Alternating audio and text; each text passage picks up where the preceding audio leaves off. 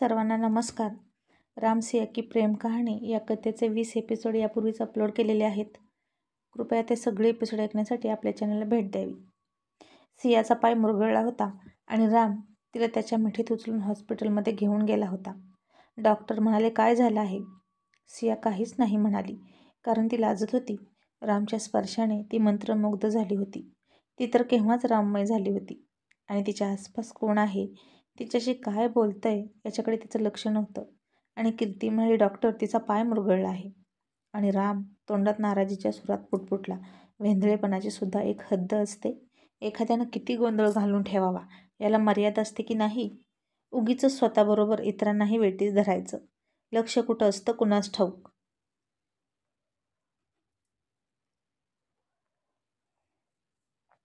आणि सिया तशीच भारावलेल्या अवस्थेत त्याच्याकडे पाहून गालात मंद हसत म्हणाली, फक्त तुझ्याकडे. आणि हे ऐकून राम चक्रावला आणि तिला म्हणाला, काय म्हणालीस? आता तुझा पाय दुखत नाही वाटतं? खरंच पाय दुखतोय की नाटक करतेस की काय? आणि सिया म्हणाली, मी का नाटक करेल? खरंच दुखतोय माझा पाय.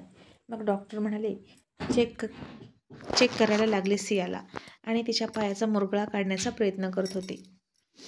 आणि इकडे घरी सुशील आणि सुलभाला जाग आली. ते दोघेही तयार होऊन डायनिंग टेबलवर आले.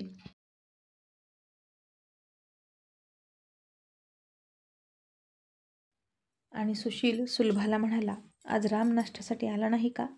अजून झोपला आहे की काय तो? आणि सुलभा म्हणाली, अहो, मुलं गेली ट्रिपला, गणपतीपुळेला. खूप लवकर उठून दोघेही गेलेत. मग सुशील म्हणाला, हो का? मग मला कसं माहीत नाही? सुलभा म्हणाली, माफ करा, पण ज्याचे तुम्ही लाड केलेत तो तुम्हाला काहीच विचारत नाही किंवा सांगत नाही. आणि जो तुमच्याशी बोलण्याचा प्रयत्न करायचा त्याचं तुम्ही ऐकून घेत नव्हता. त्यामुळे राम मला सांगून गेला आहे. ओमची सुद्धा ट्रिप आहे हे सुद्धा मला रामनं सांगितलं आहे. ओमनं एक अक्षरही नाही सांगितलं. आणि रामला सवय नाही ना तुम्हाला काही सांगण्याची, पण होईल हळूहळू सवय. मग सुशील म्हणाला, मी खूप मोठी चूक केली ना गं. इतकी वर्षे त्याला माझ्यापासून दूर ठेवून मी माझं सुख टाळत होतो. सुलभा म्हणाले, अहो, तुम्हाला एक विचारू का? नाही म्हणजे खरं खरं सांगाल ना तुम्ही? सुशील म्हणाला, विचार ना. सुलभा म्हणाली, तुमच्यामध्ये असं अचानक परिवर्तन कसं झालं? तुम्ही रामला स्वतःचा मुलगा कधीपासून मानायला लागलात? तुमच्या मनात तर रामविषयी गेली 20 वर्षे तिरस्कार आहे. मग तो तिरस्कार असा एका क्षणात कसा काय मिटला?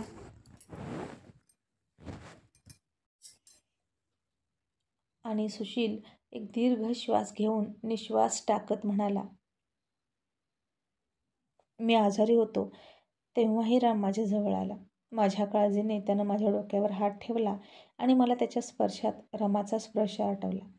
रमा म्हणजे रामची आई, सुशीलची पहिली पत्नी. त्या दोघांचं प्रेम विवाह होता. ते एकत्र कॉलेजमध्ये शिकत होते. त्यातच दोघांनी एकमेकांना पसंत केलं आणि प्रपोज केलं. अतोनात प्रेम करत होते ते दोघे एकमेकांवर. शेवटच्या श्वासापर्यंत एकमेकांची साथ कधीच सोडणार नाही असं वचन दिलं होतं त्या दोघांनी एकमेकांना. आणि ती श्रीरामाची भक्त होती. गरोदर राहिल्यापासून ती म्हणायची, सुशील, आपल्याला मुलगाच होणार आणि मी त्याचं नाव राम ठेवणार. ते आपल्या प्रेमाचं प्रतीक असेल. आणि बाळ पोटात असल्यापासूनच रमा त्याला राम अशी हाक मारायची. आणि बाळाच्या जन्माच्या वेळीच रमाचा मृत्यू झाला. ऐन तारुण्यात त्याची पत्नी त्याला सोडून गेली. आणि सुशील रामचा तिरस्कार करू लागला, कारण त्याची पत्नी त्याच्यामुळे या जगात नव्हती. पण यात रामचा काय दोष होता? काहीच नाही. पण जेव्हा जेव्हा सुशील रामला पाहायचा तेव्हा तेव्हा त्याला तो काळा दिवस आठवायचा. दरवर्षी रामच्या वाढदिवसाला रामाची पुण्यतिथी असायची आणि म्हणून सुशील त्याचं तोंडही पाहत नव्हता किंवा त्याचा वाढदिवस कधीच साजरा करत नव्हता.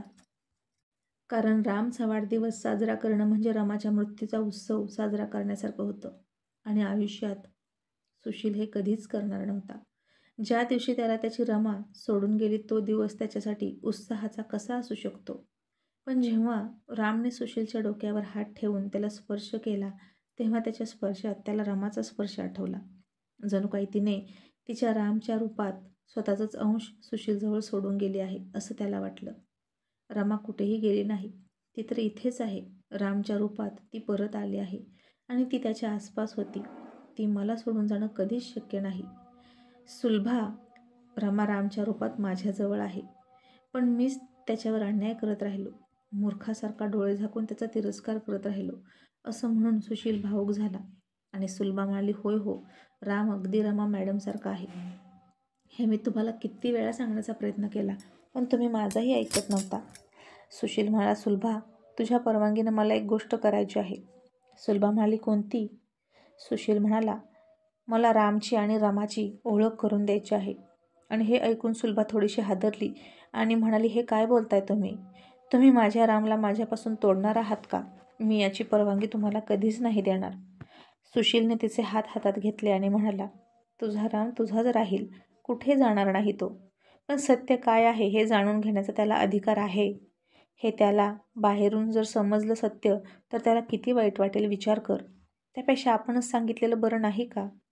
सुलभा त्याचे हात झटकून म्हणाली, इतकी वर्ष झाली त्याला काही नाही कळालं, मग आता कशाला कळेल? हे बघा, तुम्हाला जे भीती वाटत आहे ना ती अनाठायी आहे. रामला कधीच कळता कामा नये की मी त्याची सावत्र आई आहे. आणि ओम त्याचा सावत्र भाऊ आहे. आणि तुम्ही मला वचन दिलं आहे तसं लक्षात आहे ना? एक वेळ तुम्ही त्या ओमचं काय करायचं ते करा, पण मी रामला माझ्यापासून दूर जाऊ देणार नाही, नाहीतर मी सुद्धा या जगात राहणार नाही. सुशीलने तिला खुर्चीत बसवलं आणि म्हणाला, तुला जी भीती वाटत आहे ती चुकीची आहे सुलभा. तूच रामची आई आहेस. पण तरीही तू म्हणतेस तर मी नाही बोलणार रामशी काहीच.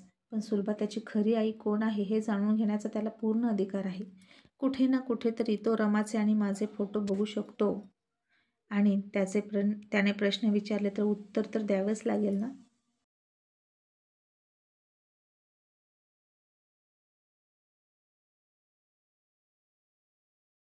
सुलभा आता रडायला लागली आणि म्हणाली, मी त्याची खरी आई आहे, समजलं तुम्हाला? मीच त्याची खरी आई आहे आणि हेच सत्य आहे. मी हे सगळ्यांना ओरडून ओरडून सांगेन. काय झालं जर मी त्याला माझ्या उदरातून जन्म दिला नाही म्हणून मी त्याची आई नाही असं होऊ शकत नाही. फक्त जन्म देणारी आई असते असं कुठं लिहिलं आहे? मी हाताचा पाळणा करून त्याला सांभाळला आहे. माझ्या अंगाखांद्यावर खेळला आहे तो. कितीतरी रात्री मी त्याच्यासाठी जागले आहे. जेव्हा तो मला आई म्हणून हाक मारतो तेव्हा तृप्त झाल्यासारखं वाटतं. जेव्हा तो माझ्या हातातून घास खातो तेव्हा मला सगळी ममता त्याच्यावरून लुटून टाकावी असं वाटतं. तुम्ही का बोलायला लागला रामशी? मला जर हे माहीत असतं तुम्ही त्याच्याशी बोलायला लागल्यावर हे असं काही करणार आहात तर मी कधीच ही इच्छा व्यक्त केली नसती. मी स्वार्थी आहे असं समजा वाटलं तर. असं म्हणून ती रडायला लागली.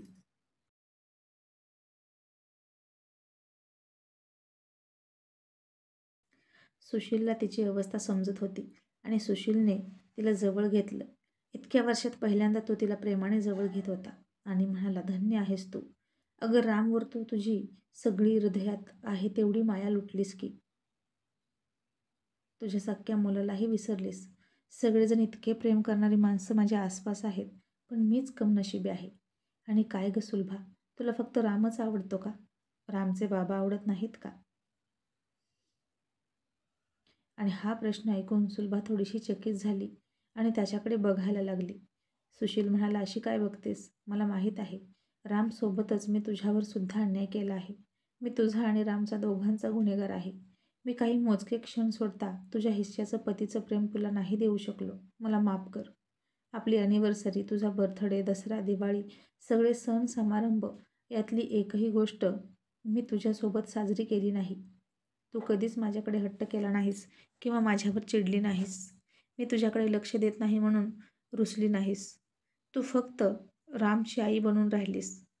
पण तुझ्या डोळ्यात मला सतत दिसायची की तू माझी वाट पाहत आहेस. पण तरीही मी तुझ्याकडे दुर्लक्ष करत राहिलो. सुरुवातीचे काही वर्ष तर मी तुला माझ्या बेडवर सुद्धा घेतलं नाही झोपायला.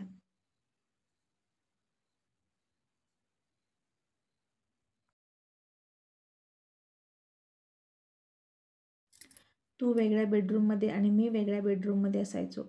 मी कायम रमाच्या आठवणीत मग्न होऊन बसायचो, पण तू मात्र दुसऱ्या बेडरूममध्ये माझी आठवण काढत झुरत राहायची.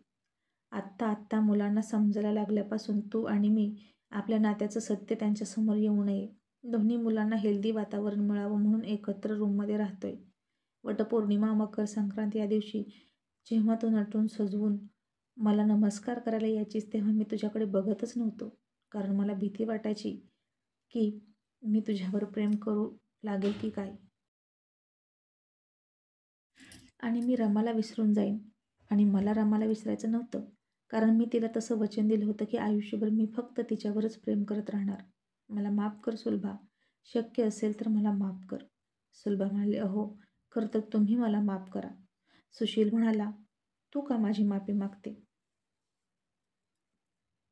चुकलोय तर मी. सुलभा म्हणाली, मी तुम्हाला तुमच्या बायकोची शेवटचा निरोप दिला नाही. तिची शेवटची तुमच्यासाठीची चिठ्ठी मी तुम्हाला दिली नाही, म्हणून मला माफ करा. सुशील म्हणाला, काय? रामानं माझ्यासाठी जाता जाता चिठ्ठी लिहिली होती? सुलभा म्हणाली, हो. थांबा. असं म्हणून ती तिच्या पेटीतून एक चिठ्ठी घेऊन आली आणि त्याच्या हातात ती चिठ्ठी दिली. सुशीलने थरथरत्या हाताने अधाशीपणे ती चिठ्ठी वाचायला सुरुवात केली आणि त्यात लिहिलं होतं, सुशील मला माफ करा. मी आपल्या रामसाठी माझं वचन तोडत आहे.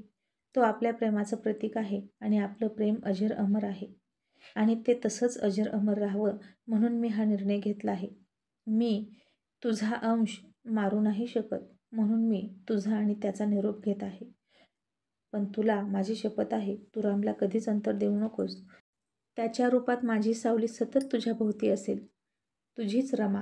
आणि खाली आणखीन 2 ओळी लिहिल्या होत्या. सुशील सुलभाशी लग्न कर. तिला कधीही अंतर देऊ नकोस. तिला पत्नीचा दर्जा दे. सतत माझ्या आठवणीत न राहता तिच्या हक्काचं सुख तिला तू दे. कारण ती रामची आई होणार आहे. तुला माझी शपथ आहे. हे पत्र रमानं सांगितलं होतं आणि सुलभानं लिहिलं होतं. सुशील पत्र वाचत होता आणि सुलभा रडत होती. आणि हे वाचून सुशील म्हणाला, सुलभा, तू ही चिठ्ठी माझ्यापासून का लपवून ठेवलीस? सुलभा म्हणाली, कारण तुम्ही रमा मॅडमचं ऐकून माझ्यावर प्रेम केलं असतं तर मी वाहवत गेले असते तुमच्या प्रेमात आणि माझं रामकडे दुर्लक्ष झालं असतं. म्हणून मी स्वतः तुमच्यापासून लांब राहिले आहे. कारण तुम्ही अजिबात वाईट वाटून घेऊ नका. तुम्ही मला वेळ दिला नाही याचं. सुशीलला आता काय बोलावं हेच कळत नव्हतं. त्याने तिला फक्त खूप खूप प्रेमानं आणि अति आनंदानं मिठी मारली आणि थोड्या वेळाने तो बाहेर गेला आणि ऑफिसवरून त्यानं आज सुट्टी घेतली. नाक्यावरून तिच्यासाठी एक गजरा घेऊन आला आणि तिच्या केसात माळला आणि ती हरकून गेली. मग सुशीलने त्याच्या कपाटातून काही रक्कम मिळण्यासाठी कपाट उघडलं आणि त्याच्या लक्षात आलं की पैसे गायब आहेत. तो सुलभाला म्हणाला, सुलभा, अगं इथले पैसे तू घेतलेस का गं नोकरांचा पगार करायला? सुलभा म्हणाली, नाही हो, अजून महिना तरी कुठे भरला आहे. आणि सुशील म्हणाला, अगं यातले 25,000 कमी आहेत. आणि सुलभा म्हणाली, अरे देवा, असं कसं झालं? तुम्ही जिथे पैसे ठेवता तिथून कुठे हलत नाहीत कधीच. मग आत्ताच असं कसं झालं? आणि सुशीलच्या लक्षात आलं की ओमनं पैसे चोरलेले आहेत आणि तो पुन्हा खजील झाला होता. स्वतःलाच दोष देऊ लागला. सुशीलने ओमला पैसे द्यायचं कमी केलं, त्यामुळे ओम घरात सुद्धा चोरी करायला लागला होता आणि आता सगळे पैसे तो ट्रिपमध्ये उडवणार होता.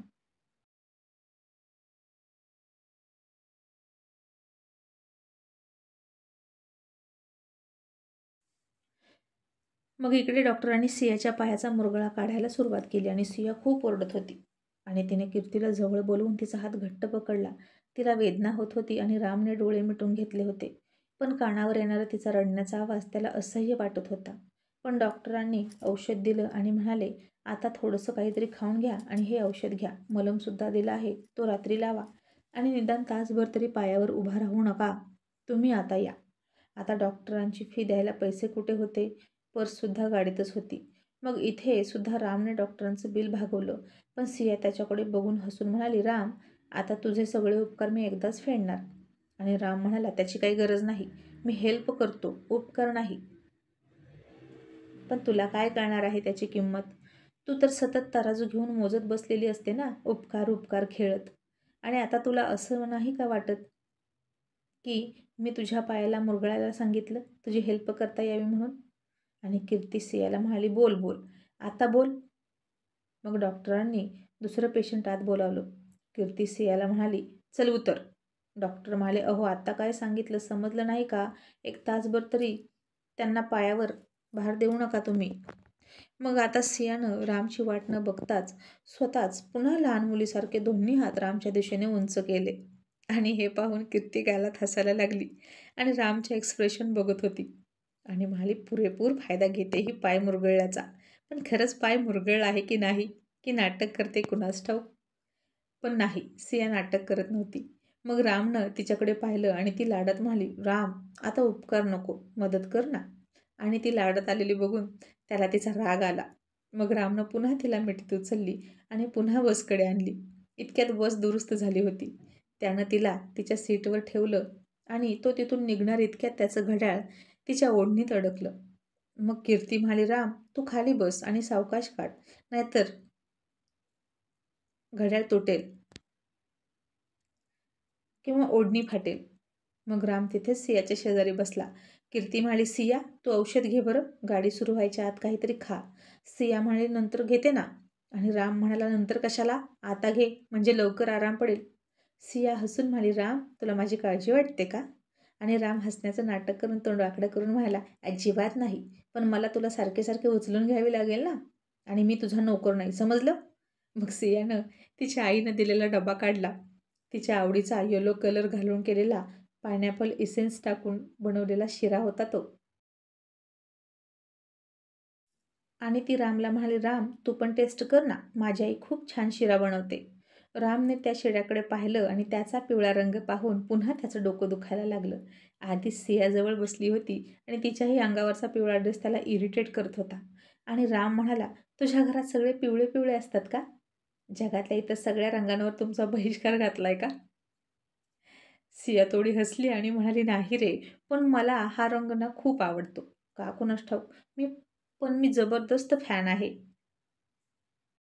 या रंगाची. आणि असं नाही की मला इतर रंग आवडत नाहीत, मलाही बाकीचे रंग आवडतात, पण असतो ना आपला एकच स्पेशल रंग, तसा हा रंग आहे माझा स्पेशल. जसं जगात अनेक लोक असतात आपल्या आसपास, पण कोणीतरी एकच आपला खूप स्पेशल असतो ना, आणि आपल्याला तोच आवडतो, अगदी खूप जवळचा वाटतो. असं सिया रामकडे हळूच बघून म्हणाली, म्हणून मी फॅन आहे या रंगाची.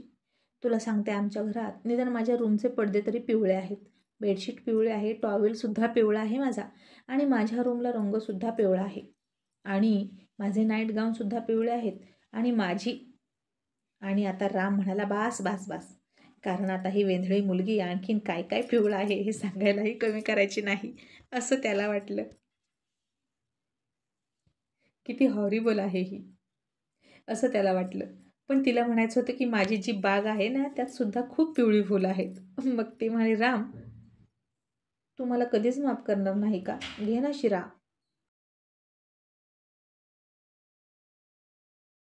राम म्हणाला, नको मला, आणि आता तर आपण कधीच नाही मित्र होणार, कारण मी जबरदस्त तिरस्कार करतो या रंगाचा. सिया म्हणाले, अरे राम, डोळे झाकून खा ना, पण खा. राम चिडून म्हणाला, अजिबात नको. असं म्हणून तो त्याचं घड्याळ काढण्याचा प्रयत्न करत होता, पण ते घड्याळसुद्धा त्या ओढणीमध्ये असं काही अडकलं होतं की त्याला निघतच नव्हतं, आणि तो तिची ओढणीसुद्धा खेचू शकत नव्हता. घड्याळही तिथेच काढून ठेवू शकत नव्हता, कारण ते घड्याळ तो स्वतःपासून कधीच वेगळं करत नव्हता. आणि राम वैतागून म्हणाला, कधी निघणार यार हे? एखाद्याला मदत करावी आणि आपण तिथे अडकून पडावं, आणि ही मदत माझ्या अंगलट आली. बस सुरू झाली तर मला इथेच बसावं लागेल. आणि ती म्हणाली, तू एक काम कर, माझी ओढणी घेऊन जा. आणि राम म्हणाला, आता हिची ओढणी घेऊन जाऊन काय करू? मला सगळे नावं ठेवतील. आणि आता बस सुरू झाली. राम म्हणाला, अरे बस थांबवा, मला माझ्या बसमध्ये जायचं आहे. कीर्ती म्हणाली, राम, पुढच्या स्टॉपला उतर आता तू. अरे आपण सगळे एकाच ठिकाणी चाललोय, इतका पॅनिक का होतोयस? आणि इकडे स्वातीसुद्धा म्हणाली, सर, अहो राम 1 नंबरच्या बसमध्ये आहे. आणि सर म्हणाले, असू दे, आपण सगळे एकाच ठिकाणी निघालोय, तो त्या सियाचा पाय मुरगळला म्हणून तिला घेऊन गेला आहे ना. आणि हे ऐकून स्वाती थोडी नाराज झाली आणि तिला सियाबद्दल असूया वाटायला लागली. राम आता नाईलाजाने तिथेच बसला आणि तिचं घड्याळ काढत होता, आणि ओम हे सगळं लांबून बघत होता. मग कीर्ती आली आणि सियाला म्हणाली, सिया, तू खाल्लंस ना, आता गोळी घे. सिया म्हणाली, मी विसरून गेली, कोणती गोळी घ्यायची? राम म्हणाला, पुन्हा वेंधळेपणा, आणि त्यानं सांगितलं की कोणती गोळी घ्यायची. फायनली त्यानं ते घड्याळ काढलं आणि बस थोडी पुढं गेली, आणि मग बस पुन्हा सुरू झाली, आणि पुन्हा त्यांची ट्रिप आनंदात सुरू झाली. म्हणून आनंदात सगळेजण ओरडायला लागले होते, गणपती बाप्पा मोरया, मंगलमूर्ती मोरया, हर हर हर हर महादेव, येळकोट येळकोट, जय मल्हार. ज्याला जे सुचेल तशा आरोळ्या द्यायचं चाललं होतं. खूपच उत्साहपूर्ण वातावरण निर्माण झालं होतं आता त्या बसमध्ये. आणि आता कीर्ती मुद्दाम म्हणाली, बोलो सियावर रामचंद्र की. तसे सगळे स्टुडंट ओरडले, जय. सियावर रामचंद्र की जय. आणि आता ते ऐकून सिया जाम खुश झाली आणि राम मात्र चक्रावला. हे काय चाललं आहे? सियावर राम. पण आता ते देवाचं नाव घेत होते म्हणून तो काहीच बोलू शकला नाही. आणि सिया लाजूनच त्याच्याकडे तिरक्या नजरेनं बघत म्हणाली, सिया का वर राम, माझावर इश.